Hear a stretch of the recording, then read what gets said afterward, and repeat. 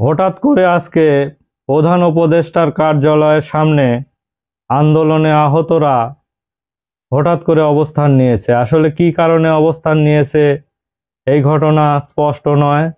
তারপরও চলুন আমরা দেখে আসি যে কি কারণে যারা জুলাই অভ্যুত্থানের সময় আহত হয়েছে তারা হঠাৎ করে প্রধান উপদেষ্টার কার্যালয়ের সামনে কেন বসে পড়ল।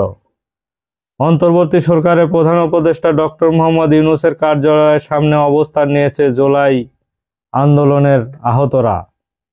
আজকে দুপুরে রাজধানীর তেজগাঁয়ে প্রধান উপদেষ্টার কার্যালয়ের সামনে গিয়ে হঠাৎ করে সড়কে বসে পড়েন এই আহতরা।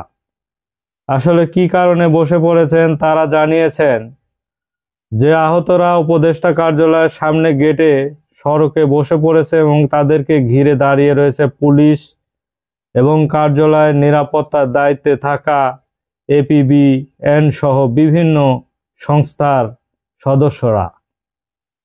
তাদের দাবি আহতদের ক্যাটাগরি বিন্যাস এবং বৈষম্য করা হয়েছে, সেটি সংশোধন করতে হবে। একই সঙ্গে শহীদ পরিবারের সদস্যদের পুনর্বাসন প্রক্রিয়া ত্বরান্বিত করতে হবে এবং যতক্ষণ পর্যন্ত এই বিষয়ে সুস্পষ্ট নির্দেশনা না আসবে ততক্ষণ পর্যন্ত তারা অবস্থান কর্মসূচি চালিয়ে যাবে বলে ঘোষণা দিয়েছেন।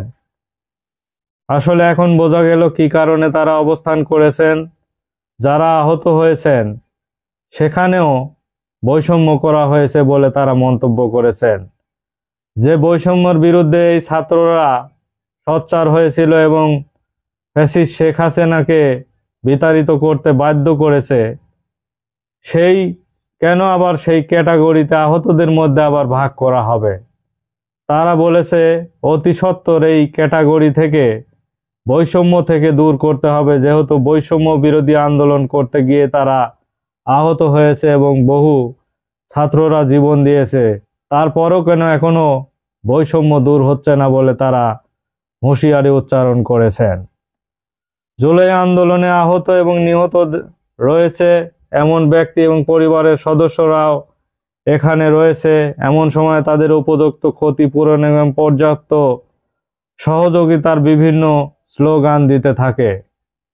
তারা যে আন্দোলন করেছে এবং নিহতদের পরিবারে এখন পর্যন্ত পুনর্বাসনের কোনো সুস্পষ্ট ঘোষণা আসেনি।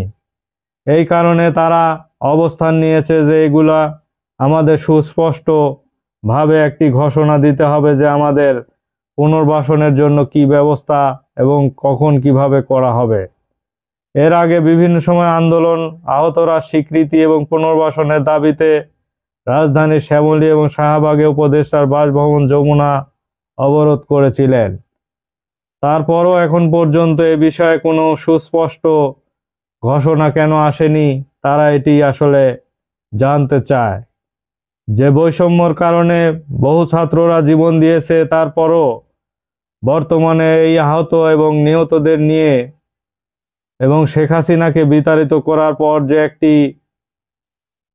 সরকার গঠন হয়েছে, এই সরকার তো তারাই গঠন করেছে, তারপরও কেন বৈষম্য এবং আহতদের এখনো বিভিন্ন ক্যাটাগরিতে ভাগ করা হয়েছে এবং সেখানেও বৈষম্য করা হয়েছে।